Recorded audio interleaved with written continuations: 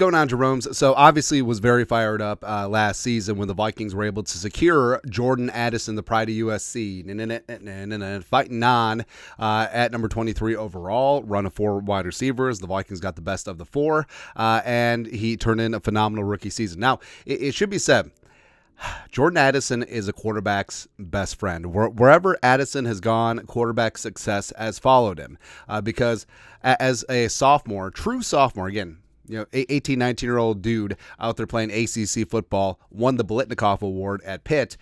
He basically convinced the world that Kenny Pickett was a first-round pick. Kenny Pickett, small hand, smells like cabbage. Look at the size of those mitts. Jordan Addison, take my strong hand. All right, so Addison fooled the world into thinking that. And also, Addison single-handedly won Caleb Williams the Heisman in 2022. Also, tricked everyone into thinking that he's the number 1 overall pick. Look at Caleb Williams' efficiency when he had Addison versus last year when he didn't.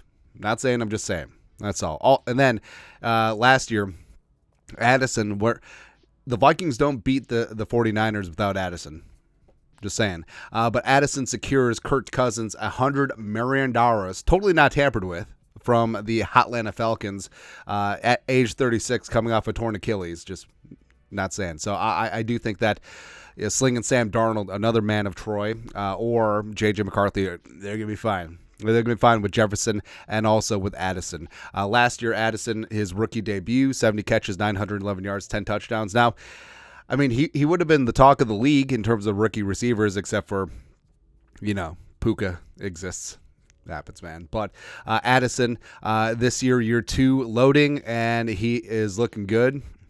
Putting in that work. He has put on noticeable size, still has that speed, quickness, and tenacity, and he's gonna be a dog, man. Like he's going to build on last season, and I know that he's a trendy sophomore slump pick because of the quarterback changeover, but I think Addison has proven he is quarterback agnostic, because if you think about it, if you include this year with a new starting quarterback, probably Darnold week 1, he's gone from Pickett to Williams, 4 different quarterbacks his rookie year in the NFL, and then Darnold. So he's gone through 7 quarterbacks minimum in the last 4 years. And it still doesn't matter. He still puts up numbers. He still gets open. Long story longer, Burt Breer over at Sports Illustrated did up a piece talking about off-season takeaways to wrap up NFL minicamps around the league, and the Vikings were focused on, and Addison was the focus of the focus. There's been a lot of focus, that's what I just said, on one Minnesota Vikings receiver this offseason, but you should pay closer attention to the other one, Brandon Powell. Pushing the tush. I wonder if Brandon Powell specifically did a lot of push workouts this offseason. Like, I got to get better at pushing Nick Mullins, man. I'm not saying, of course, that the spotlight on Justin Jefferson's contract situation was unwarranted, but there was a very good reason that he got the attention he did. He's one of the best players in football, regardless of position, and he was about to raise the contractual bar for all non-quarterbacks, including receivers.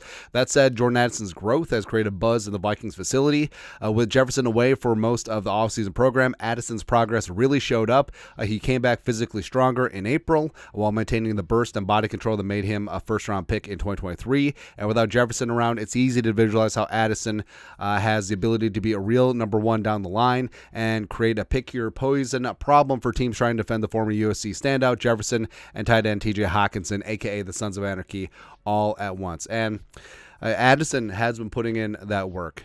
He has been training all offseason in California, and it showed up at OTAs. Now, I understand, especially young players, when they get money right away, they don't really have that work mentality to be able to put in time, and that they want to enjoy their money. Now, Addison certainly does that, but also he understands he's got to put in the work. He's got to get after things. Like, even though, yes, a lot of people point out the first thing Addison said to Kwesi when he got drafted, let's get paid. But, of course, that's after you put in the work. That's after you put in the numbers. That's after you put in the wins and you get the championships and the accolades, the silverware, everything, man. Absolutely. And I do think that Addison and Justin friggin' Jefferson, like, we're just scratching the surface. Like, for my money, they are the best wide receiver duo in the league. I understand that Brown and Devontae get publicity. Same thing with Tyreek and Waddle, whatever. But this is going to be good. And again, it doesn't really matter whether it's Darnold, whether it's McCarthy. They're going to be protected. O'Connell's going to put them in favorable situations, and they're going to have receivers that are consistently getting wide open to throw at. I mean, what's gonna happen, man? And also, with Jefferson and Addison, so JJ impacts the defense in that two guys always have to cover him. So Addison is going to turn that pressure up to 11. So you're going to single up Jordan Addison with a cornerback 2 or cornerback 3, and then watch Addison just shred that receiver's ass. And all of a sudden, you have to give more attention to 3, and then all of a sudden, oh, look, 18 is single covered. That's a bad day for your defense, and that's going to happen every damn game with the Vikings. So I'm really fired up what Jordan Addison is going to do in year 2, and I respect what he's done. I'm really fired up to see what he's going to be this season in this new offense. And again, quarterback's best friend, and I love the whole pick your poison. So let's go, man. Anyways, your thoughts are thoughts. Really fired up about Addison year 2. Let us know in the comment section below. Subscribe for daily Vikings takes. Want to support the work? Put a little something in the Venmo. But next time, Skull Production Value.